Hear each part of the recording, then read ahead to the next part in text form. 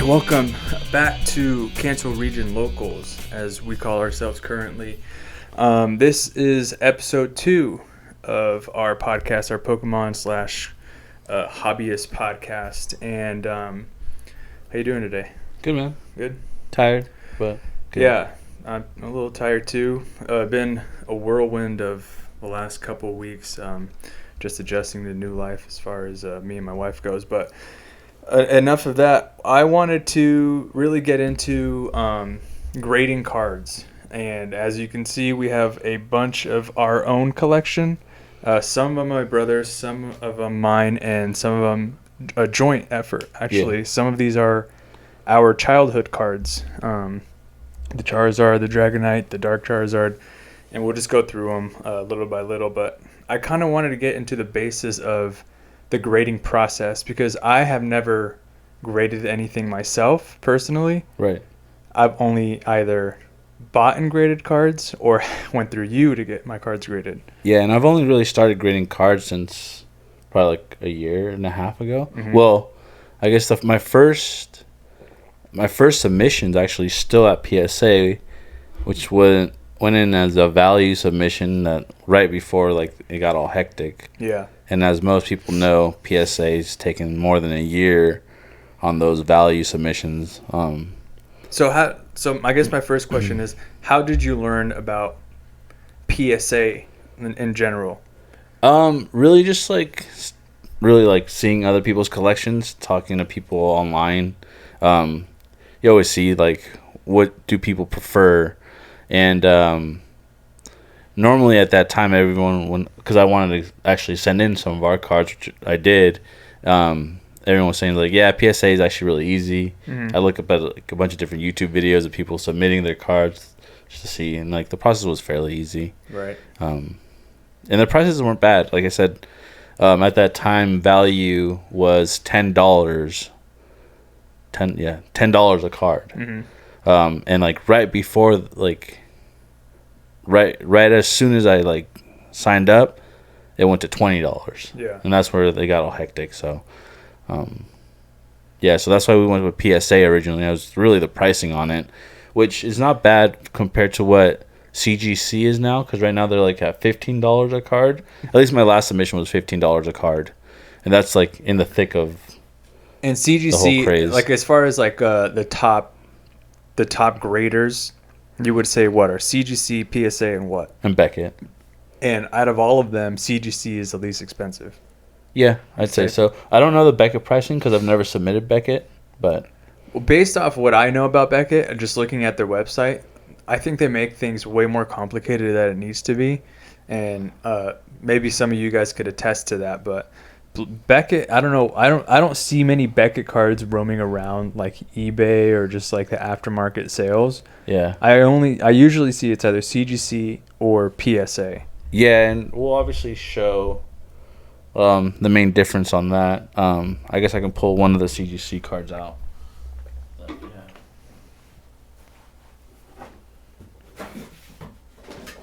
So, yeah. So you only have CGC and PSA. What we touched base about this a little bit. Obviously, PSA is the better known grading card or card grading company. Yeah. Or the more illustrious, you would say. Yeah, I would say PSA and Beckett, and it's mostly because those two are go-to for sports cards. Yeah. You see a lot of old school, like even old school baseball cards, like 1950s, 1960s baseball cards that are in PSA cases, and it's mostly like the newer cases now. They're actually more updated with obviously like, you have like a QR codes on them to scan them. Oh yeah. And even the back of them, like the PSA logo is updated. Mm-hmm.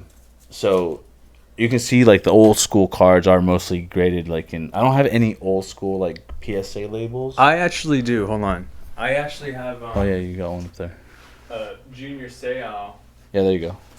Now, a Junior Seau, you could show this on your phone. A Junior Seau to me is like a living legend because he came close to our neighborhood, and he played for our favorite team. Yeah, he grew up a town over from where we live. But I see that it only has a barcode, whereas you're right, the new ones have a barcode and A QR code. a QR code.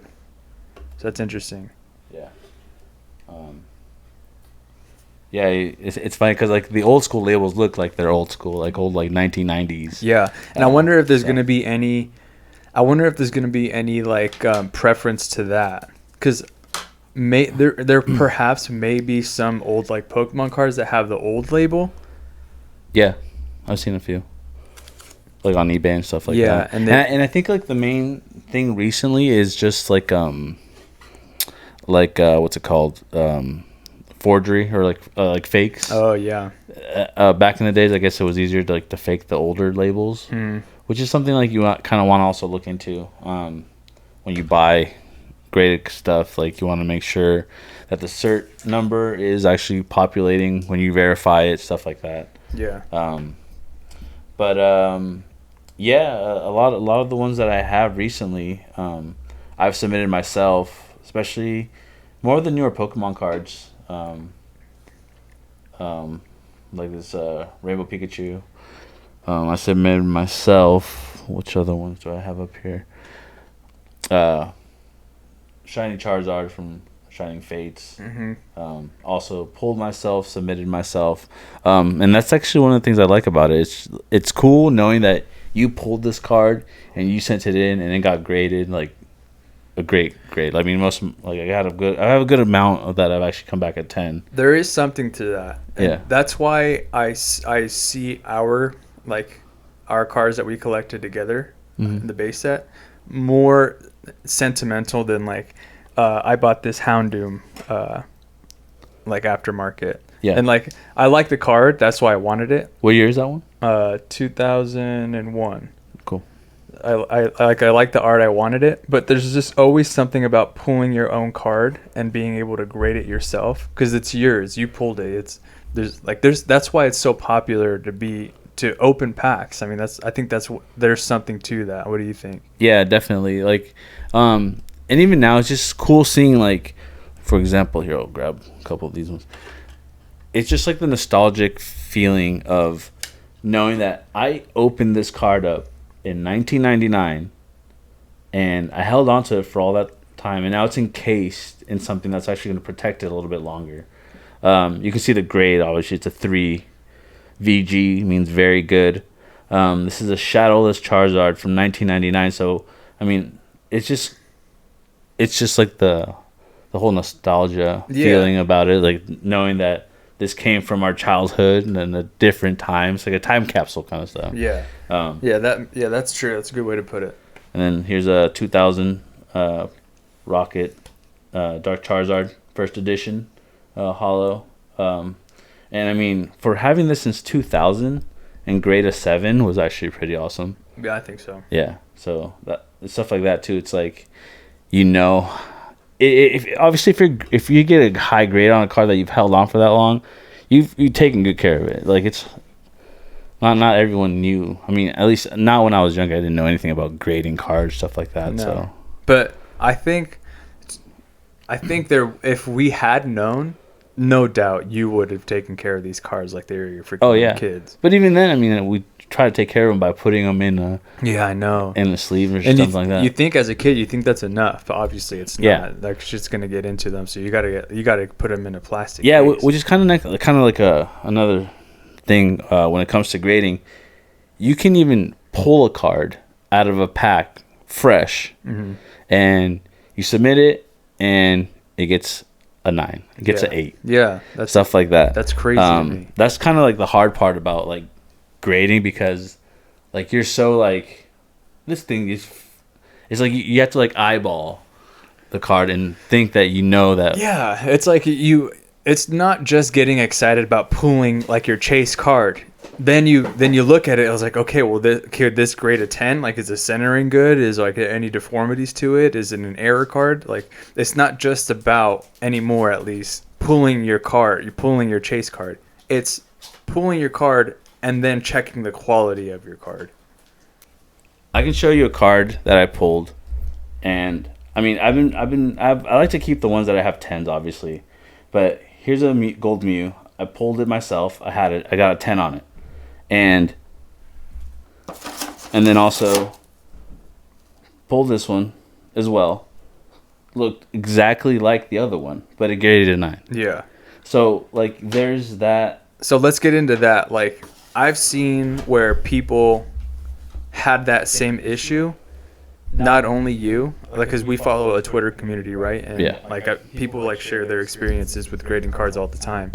I've seen people get like their chase card, think it's like a 10, and then it grades like an 8. Yeah. Do you think PSA is doing a good, like, because obviously they're slammed. They've never been this busy before, like ever, I'm sure, in their history of existence. Do you think there's something to like PSA? They should get a little bit more uniform in the way they grade cards, because currently I don't even know how they do it. I'm assuming it's eyeballing it. Like they have professionals in there eyeballing like the card and whatnot. Yeah, I'm not fully familiar with exactly their full process. Mm-hmm. Like, I know like lately they've talked about setting up like more like computer like analyzation kind of software to look at cards. I this is how I think about it. I think about it as like in baseball. You have an umpire. Yeah. The umpire is going to call a strike or a ball. And Right. and at times they call strikes on ones that are balls. Sometimes they call balls on pitches that are strikes. Yeah, sure. So I'd really see PSA. I mean, I guess at this point, so all the grading services, there's no set there's no set grade that that you can't know exactly. I mean, There's always going to be human. Yeah.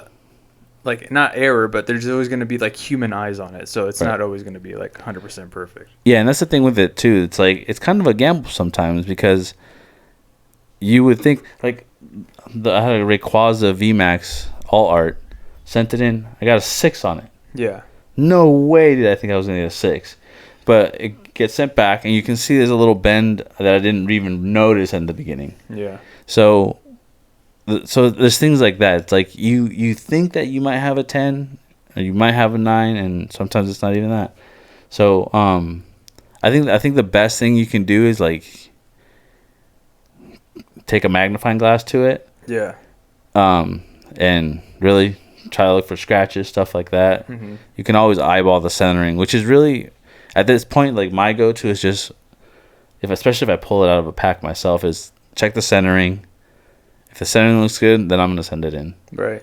Because, I mean, it is what it is. It's kind of like a gamble in a way. So not every card is worth grading, obviously. There's going to be cards. Right. And I'm talking about like hollow, full art, but like even some base cards, like base set cards, some people don't even grade, like first edition Caterpie or whatever. Where you probably could. It'd probably be valuable, but that's just not where the market is right now, at least in my opinion. In your opinion, what cards should you grade, and what cards, I'm talking about like foil cards or just like rare cards, what cards shouldn't you grade? Well, I guess it's all having to do with like really learning about the card that you have. Mm-hmm.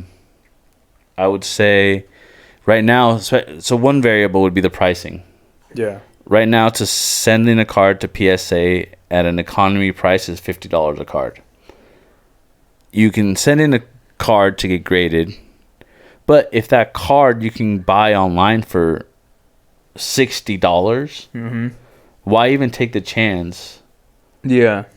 of grading it yourself when you don't know if it's actually going to be a 10? Like say you, like I think that's a good example. The first edition Caterpie is probably like $60 to $100. Right. Like, do you really want to send something like that in to grade when it might grade a 9? Right. Or you can just buy it flat out as a 10. So that's really like what you want to look into in those cases. But I mean, stuff that you want to in sports, like it's always like you can get some cards that are like numbered, a specific hollow,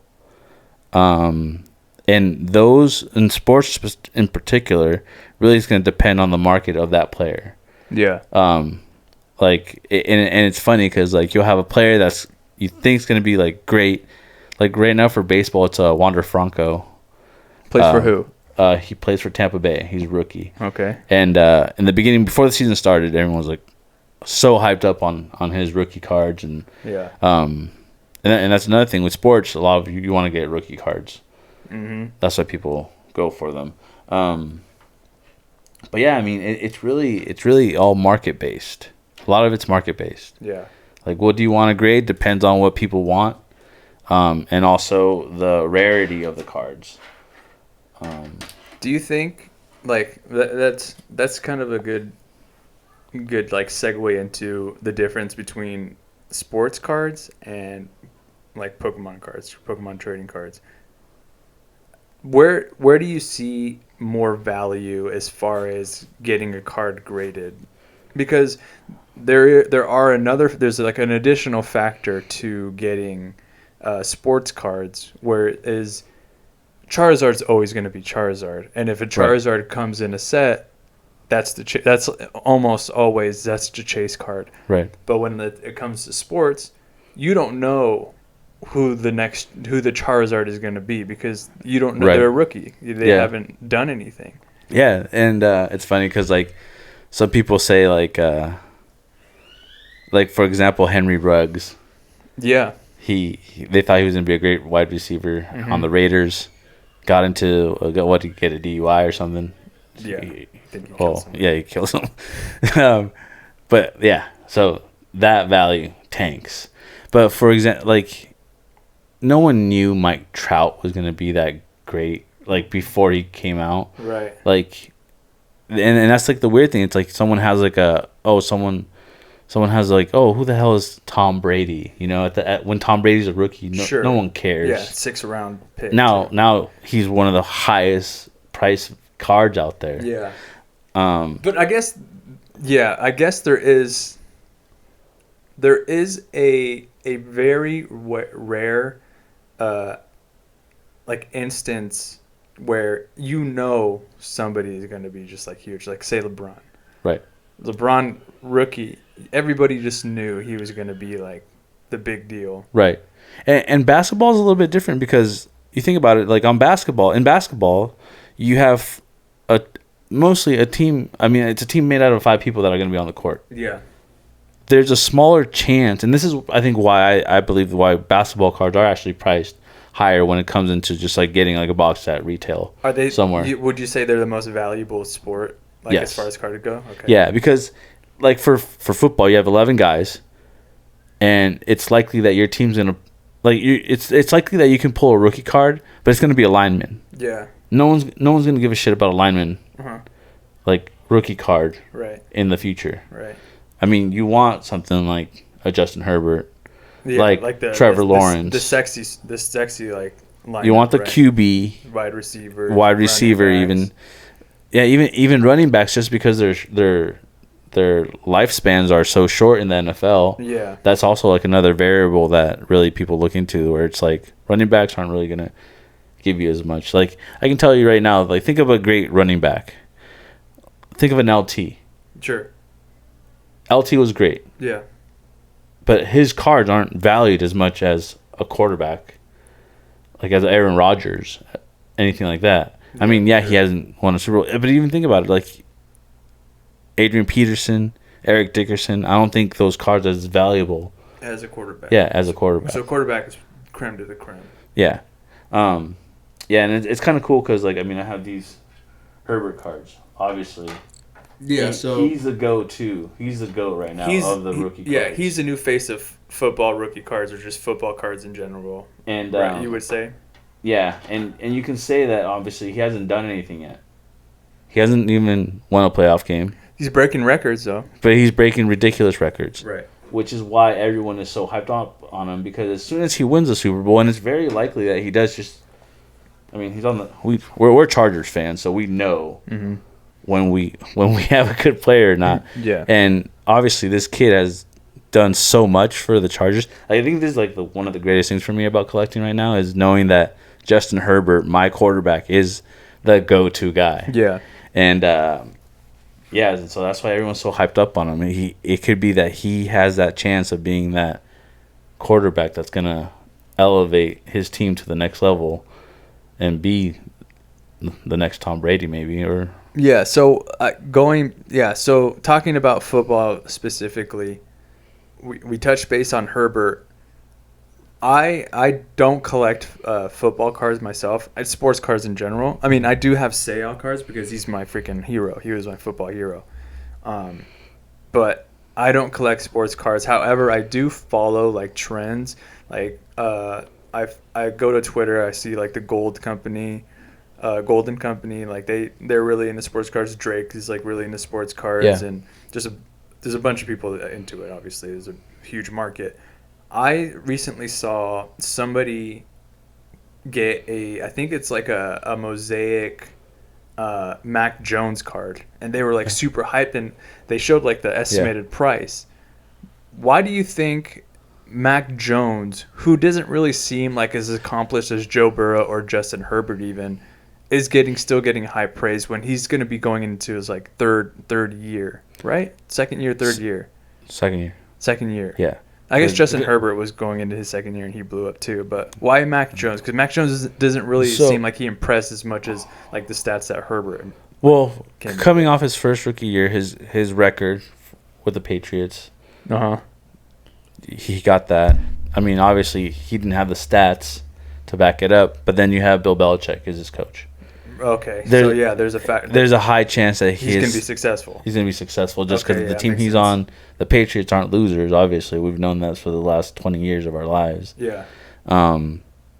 So that's why Mac Jones is, and that's it. Comes back to like right now, rookie quarterbacks are going to be what one day say. It's really the gamble of the rookie quarterback that you're going to want for the future. Yeah.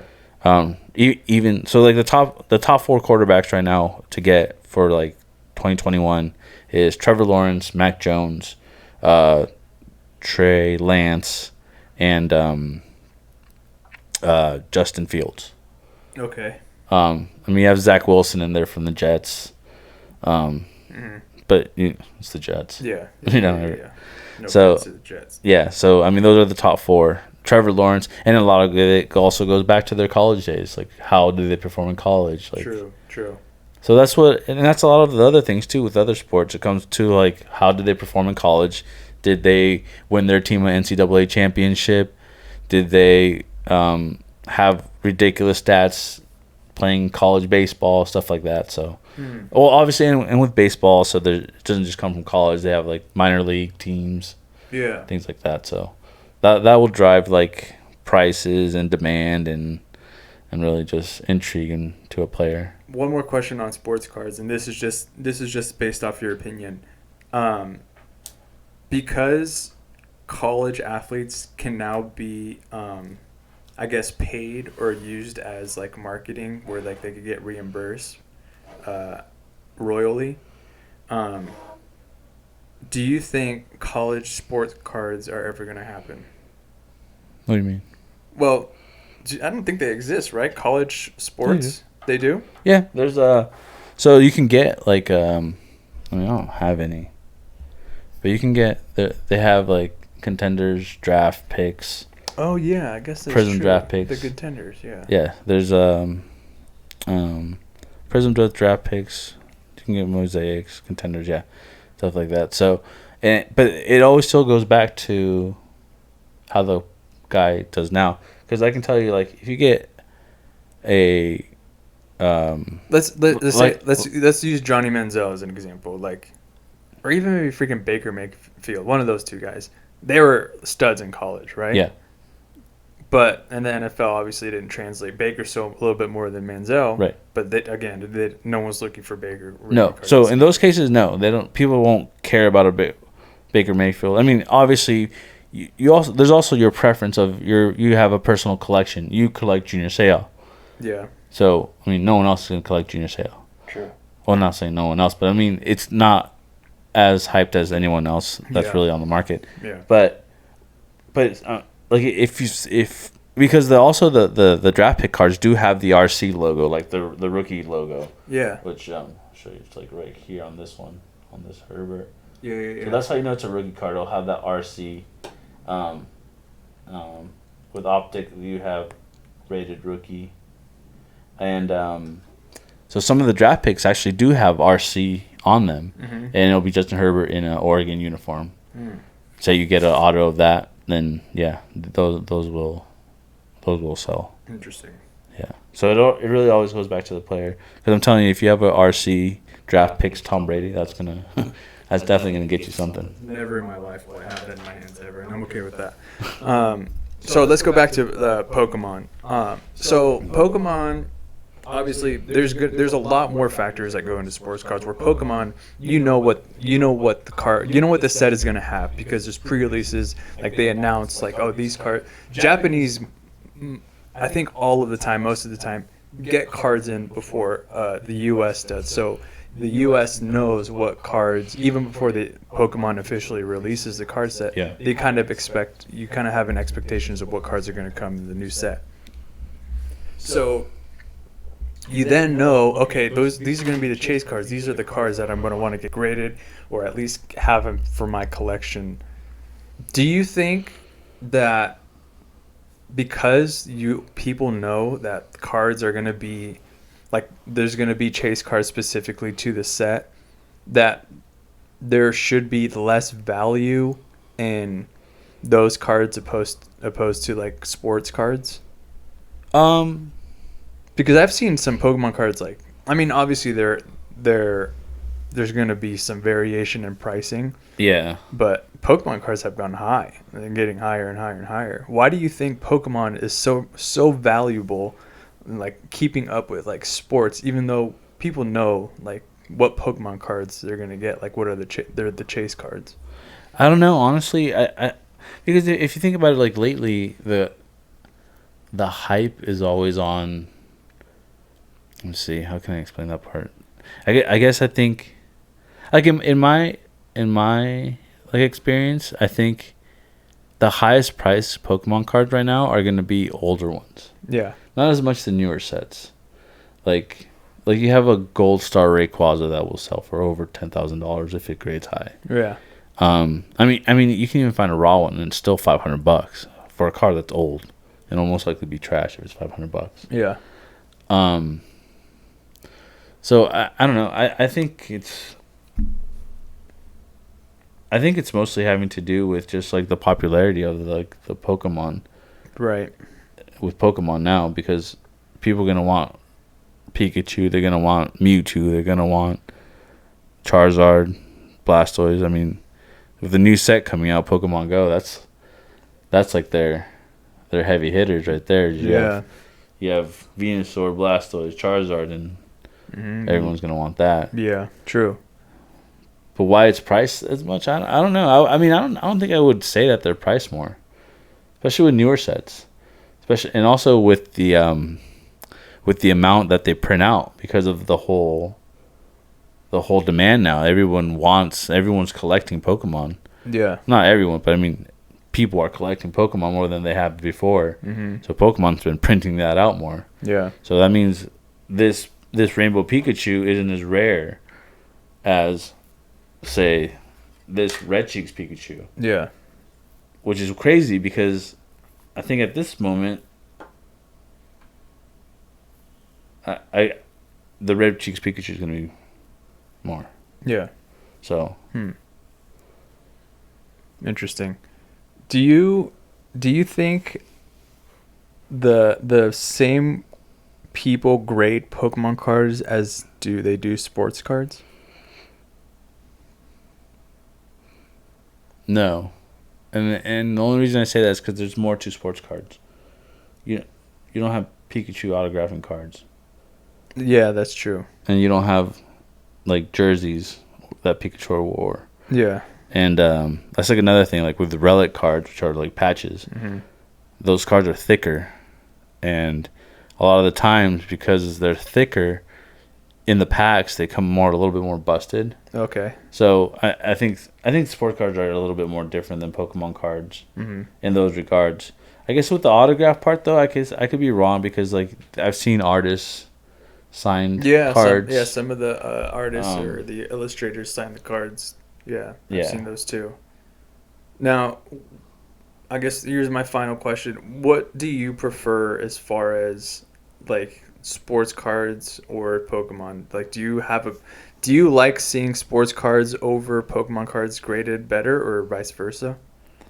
Um, I don't think I have a preference, man. Honestly, I just love collecting what I like. Yeah. I like Pokemon because it's easy to get high grades. Yeah. I love getting a 10. Here's three of the from the celebrations. I pulled this Charizard, I pulled this Blastoise, I pulled this Venusaur. Yeah. Submitted them myself, got 10s on them, and I love these three cards. Um, with sports, I mean, it, it's it's like everything else. It's everyone's preference. Mhm. And there's different ways to go about it. Like for example, I have this Cody Bellinger Topps card that I got. He signed this in front of me personally. It's graded a 7. The the auto Okay. got a 10, and I'm telling you, no one really would care about this card as much. Okay, see that? Yeah, and but I love that fucking card because my wife took me to Dodger Stadium for my birthday. I got to go to batting practice. Mhm. I spoke to Cody Bellinger the same year they won it, not like the year before they won the World Series, Yeah. and I mean that card had a lot more value than it's actually worth. So it's everyone's real preference on what they deserve or what they like to collect in those regards. So like besides, I wouldn't be able to pick sports or Pokemon Over because the other. Pokemon's from like my childhood. I love collecting these cards still. Yeah. I like that everyone likes them. Like especially like, collecting right now, everyone loves Pokemon. Yeah. I have a cool video that I'll share with you guys of like just Sean sent it to me the other day. I think it was before like like the whole card craze started, Uh-huh. and I was at Target and I found a Pokeball, like a stuffed Pokeball, Oh, really? and she was just like browsing the aisles and I just threw it at her, like to try to catch her, and it was just funny because it's just like I've always liked Pokemon. Pokemon's been cool, Yeah. and obviously like Kobe has been part of our lives always. Yeah, another Like I remember childhood watching hero. him win champions, and then this card in particular, this card's from 1996, and I remember having this card younger, so I purchased it again Mhm. because I don't know whatever happened to it, but yeah, man, it's always like with collecting. It's like that's the cool thing about it. It's like it's always you have your own preference. There's cards that people like because it's a high demand. People like some cards because they have high value to them. I like this card that really has no value. I mean, this card comes from like a team set that I got when I went to visit them, and Cody Bellinger was taking batting practice. I was like, hey man, can you sign this for me? So sick. Just cool talking to him and like Dave Roberts and Kike Hernandez and yeah, so it's cool because some people collect for like value, some people collect for rarity, some people collect just because it's an experience that they had. Yeah. So really, it's like I'll collect either one. Yeah. Yeah, I'm the same way. Obviously, I only have like two sports cards, and they're both junior seau just because. And I would love to have Kobe cards, and I Yeah. would love to have freaking even like Philip Rivers or LT or Justin Herbert cards, obviously. But I don't know why I've always put my focus on Pokemon, just because like the things you said. Though I love sports, I'll talk sports all day, every day. I just see Pokemon for me just like uh, more exciting, like more like I don't know what it is. I can't explain why I love Yeah. Pokemon, but I just do. I mean, it's unexplainable, really. So my brother, he has a pretty good collection of PSA cards and CGC cards. And first episode, we kind of tried to do kind of like a give back, a giveaway, and we're gonna do some breaks here soon.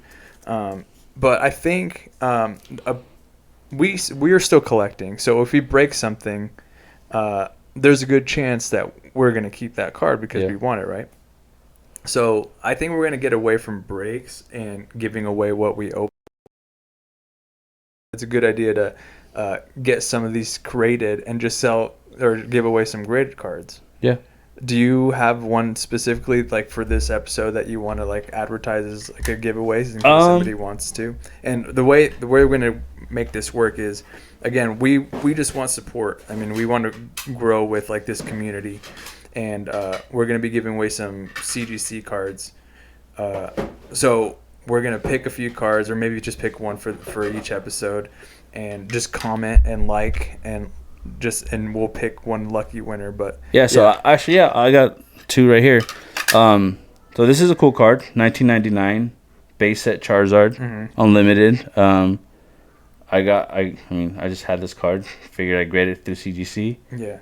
So it's a 8 near mint. So we'll give that one away. Cool. People love Charmander. And then I have also Blaine's Charmeleon from 2000, graded 8.5, and another cool old school card. So yeah, we'll give these two away to someone that subscribes and likes the video. So yeah, so just comment, like say I'm subscribed, I liked, and we'll double check, and we'll give it away. Again, we want to give back to the community as much as you guys would be giving it to us just by viewing our video. Like we appreciate the support, obviously, but yeah, that was kind of our deep dive into grading and PSA. I'm sure we have more to talk about, and we'll talk about more when later episodes come, but I think we're going to get ready to do some breaks. Yeah, let's open up some packs. Cool. So in this pack break, I have a bunch of different packs actually. What did you bring, or what are you going to break? You had 2 of the Alolan Raichu. Yeah, so I'm a big Umbreon and Rayquaza collector. This is some of my collection. These are my personal collections, and like I said, Umbreon, Rayquaza, definitely are my go-tos. Mm-hmm. So this Alolan Raichu box actually has Roaring Skies, which is one of the main Rayquaza sets. And then I also have the Evolution tins, which actually I didn't even realize what packs were in here, which is actually really cool because I'm really getting into Brilliant Stars lately. So what do they come with? What packs? It comes with 2 Brilliant Stars, a Fusion Strike, an Evolving Skies, and a Chilling Reign. Okay. So I got about 21 packs. Cool, and I got half of it Astral Radiance. So I have really been enjoying Brilliant Stars and Astral for the reasons that it seems like there are so many cards, like there's so many hits you can get in these packs, where opposed to like Vivid Voltage, Battle Styles, and even freaking Evolving Skies. There's a reverse holo there, and there's a rare, or the rare could be like a full art or whatever, one of like the chase cards. But in Astral, they kind of do the thing where they did in Shining Fates and Hidden Fates, where the reverse holo could be like a trainer gallery card. Oh yeah. So, and those are cool in itself to collect. So yeah, the trainer gallery cards are pretty dope. You don't necessarily, you get a pack and you get one of like the white borders. They're white borders now, opposed to like white packs or green backs, right? Yeah. And you could still get a trainer gallery card, which is a hit in my opinion, because some of these trainer gallery cards are pretty sick. So I'm gonna do half of a booster of Astral Radiance on. Obviously, the chase cards in these are the Machamp we were talking about, and like the 2 legendary. Specifically, I think the Dialga one, I think it's called. Or I don't remember what the Pokemon is, but hopefully we'll get it in one of these breaks. Yeah, I'm gonna start off with I'm gonna go from like Fusion Strike, because not many people like care about Fusion Strike, I guess. And then work my way up to the Roaring Skies. Yeah. I always do. I think I'm still going to continue to do 6, just 6 to the front, and just see what the rare cards are. So I got a reverse. Oh, first pack rainbow card, Ducidai V-Star. Nice. This is a cool card. I think this is the Hisuian. How do you play the game? Hisuian, right? I don't even know how to pronounce it. So 3 starters kind of got, this centering is pretty awful, but still a good card. The 3 starters that got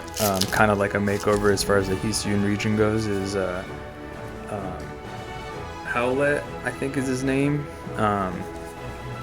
Cyndaquil and what's the otter? I forget the otter, but yeah, Growlithe did too. Looking at these cards again, but yeah, good hit, good first hit. My first hit was a Breloom V from Fusion Strike.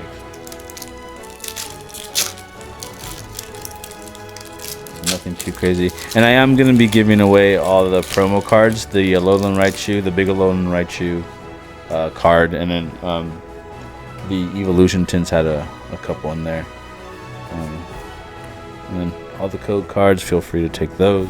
So I just got a Radiant card, a Radiant Halucha. Again, like I was saying, so the reverse could be switched for a Radiant card, and that's why I love opening these packs. And I know Pokemon Go has some pretty cool ones coming out, like the three starters, and then we got a Magnezone Holo.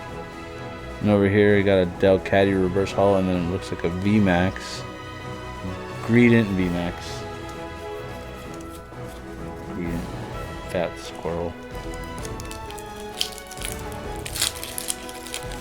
We'll go bust into the Chilling Rain next. What did you open first? Fusion Strike. Okay. Dang. All right. Third straight hit pack. 1, 2, 3, 4, 5, 6. This one feels like a good one. And again, a freaking Trainer Gallery Gardevoir. And behind it is a full art Hisuian Typhlosion V. I'm getting lucky with my hits today. So far, so good. Yeah, not bad actually. I mean, I got 2 hits out of 3 packs. And then the rest are all hollow, Weevil hollow.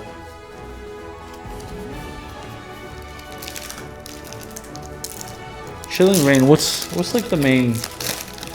I think he pulled a good one before, if I remember, is like the VMAX. What are the 2 legendaries in those? Like the Night Sky VMAX. What are they called? Another Shadow Rider. Yeah, the Shadow Rider. Got a white border here. 1, 2, 3, 4, 5, 6 at front. Reverse hollow, Shieldon, and a Registry.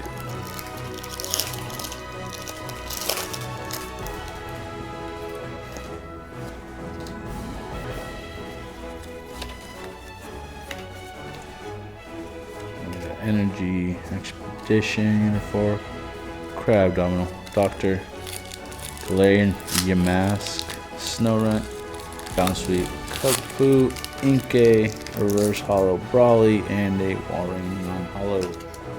Yeah, Chilling Rain was not really my favorite. Out of all of Sword and Shield, you think Chilling Rain's your least favorite? No, Battle Styles. Battle Styles? Yeah. Just because why? You don't care for the cards that are in the set? Well, it's hard because Battle Styles came after what? What did Battle Styles come after? Shining Fates? Yes, I don't want to say. And honestly, I went from Shining Fates to Battle Styles, and it really just like True. threw me off. I was like, man, True. it's whack. Energy, Lucky Ice Pop, Crystal Cave, Toy, Gone, Hot Fet, Litleo, Hippo. That's max size.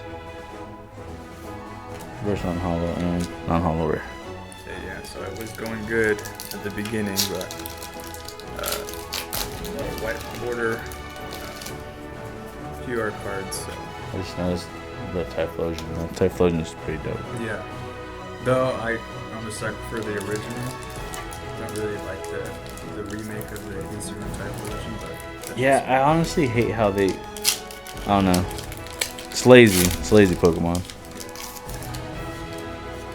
I mean, a new gen's coming out though.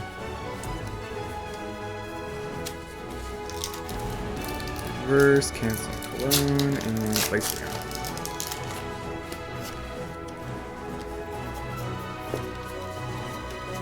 What do you think about the new games? What is it, Violet and Ruby? Violet and Scarlet. Scarlet? They just seem like the same old Pokemon Game Freak doing the same old thing. Hopefully, I got a hit card. I got a hit pack. Hopefully that they'll introduce some kind of new mechanic. I still haven't played the Arceus. Yeah, I mean, it's alright. Yeah. it's cool, open world kind of thing about it is it's like the best thing. I mean, I guess all Pokemon's open world if you think about it. Yeah, kind of. So this was just This one in 3D. Regigigas. Let's see. Alright. Nothing in the Evo Skies. It's a bummer about Evo Skies. Yeah, that was a good set. If they had the same treatment of Evo Skies as they did with Brilliant Stars and Astral Radiance as far as like hits go, that would like no brainer be the best set in Sword and Shield. 6 reverse, so Voodoo and seeing over.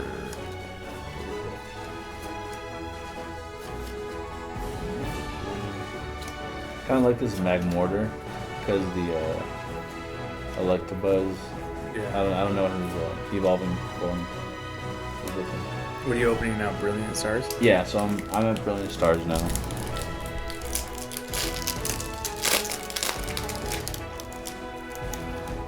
Which is funny because my wife just pulled the Rainbow Charizard like a week ago. She went to Best Buy and got like 10 packs.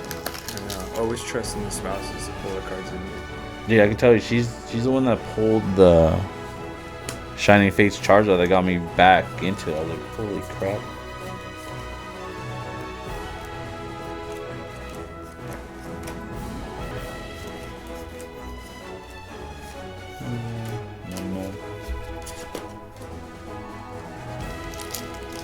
Those Radiant cards are pretty dope, though. Yeah, I love them. They did such a, I think, a good job with them. I know a lot of people are hating on like the new Radiant sets and coming out in Pokemon Go, but they look good to me. Yeah, and that set is from the pull rates so far. I mean, Yeah, you're better off buying those cards separately, man. that's true because pull race didn't look too good for the Japanese set. Got a Whiteear V. This a new Pokemon? No, right? Or is it? Well, he's in the game. I think he might be.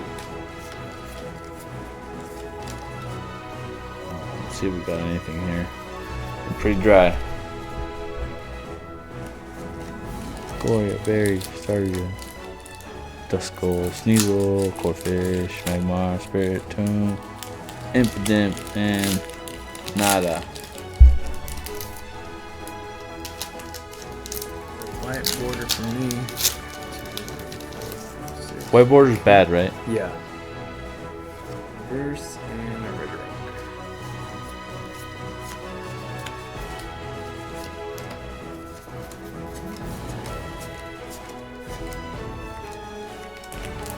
Oh, we got a V card, Sincere V.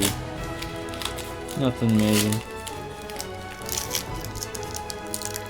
So I'm to my last pack For Brilliant Stars. for Brilliant Stars. No, I feel a Radiant card. No, it's a Trainer Galarian Moltres card, which is cool that they Star. include these for instead of the reverse. A Hisuian. Oh, Trainer Gallery. Jolteon.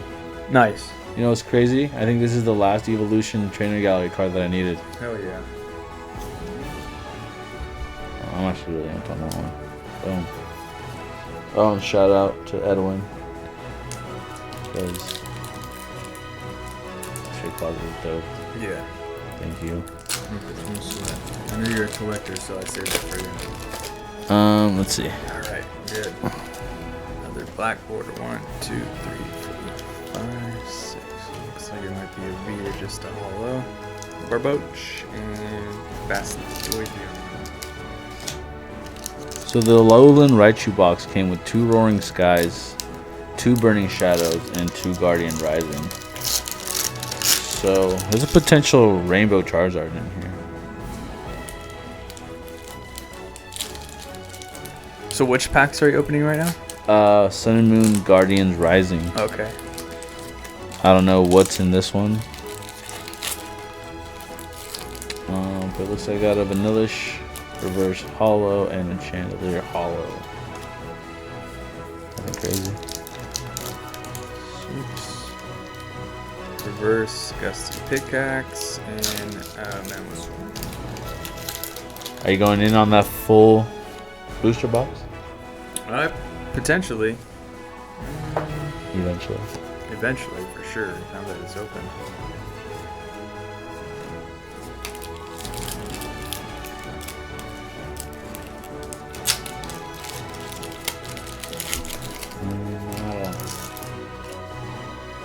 Alright, let's go into Burning Shadows. Burning Shadows, I need that. That was one of my first ever sets I got when I got back into it. Shoot. There is a rainbow, yeah. That rainbow Charizard, I actually have it right here. This is the Burning Shadows chase card. That's one of your first cards that you graded. Yeah. Pikachu. Hotel. And a Darkrai Hollow.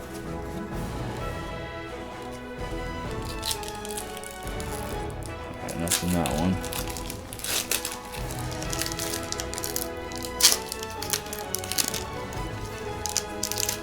And I already saw the back of this one, so we ain't getting shit. Reverse and a Miss Magus. Cool art. I like the art on this one. Ralts haunts me. I always get random ass Ralts cards in these old sets. Oh yeah, I think you gave me I think the baby shiny Ralts that I needed. Yeah, and I'm pretty sure I have 4 other ones that I always pull.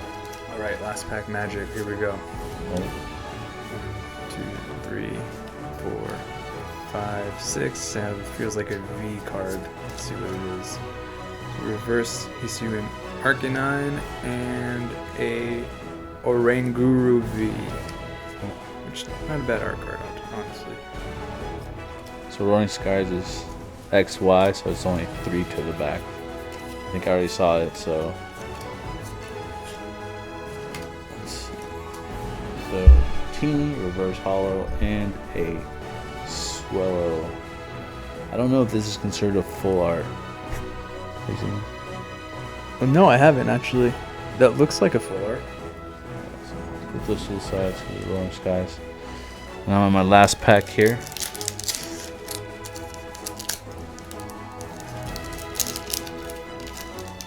I think the best part about this is as a kid, I'd be like, cool. I know. I get to open up. I know. Imagine as a kid packs. opening up all these packs, especially if they were base set packs. Jesus. Oh man. Dustox, Latios, Spirit Link, Togetic, Binnacle. It's funny because when I look at these sets, I don't even know some of these Pokemon. Yeah, same with me. Cascoon. But you know what? I enjoy being able to discover some, because some of them, low key, are pretty neat. Another Dustox kind of full art looking card. It's just like a trainer gallery card, but it's not. It's number 8. That was one right. But that's what I got here. All right. So what's your best pull? You think? My best pull is my probably trainer gallery Jolteon. Mine's probably the rainbow. Yeah, but again, you'd be so stoked to pull this card back in the day, but just the edging on this is terrible. And I wish they did a better job as far as the manufacturers go to make sure at least try. And maybe they do, but I see some bad ones. Yeah, you see some bad examples of just super off centered cards, and that's when you that's a hard part when you're just oh, I'm so stoked to open this, but then the card's shit in there. So cool.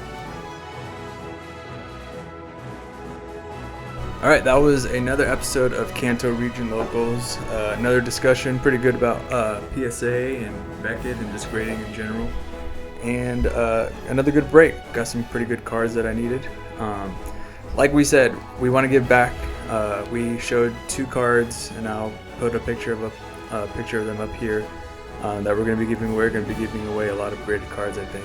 Yeah, I have a few promos too to give away. And some promos opposed to just the break cards that we get, because sometimes they're good, sometimes they're not. But Please like, please sub, and just comment what you think of our podcast, what you guys want us to talk about, anything in the future, and we'd be glad to oblige. Yeah, and any information. I mean, we don't know everything. Yeah. We get anything wrong, let us know. Yeah, for sure.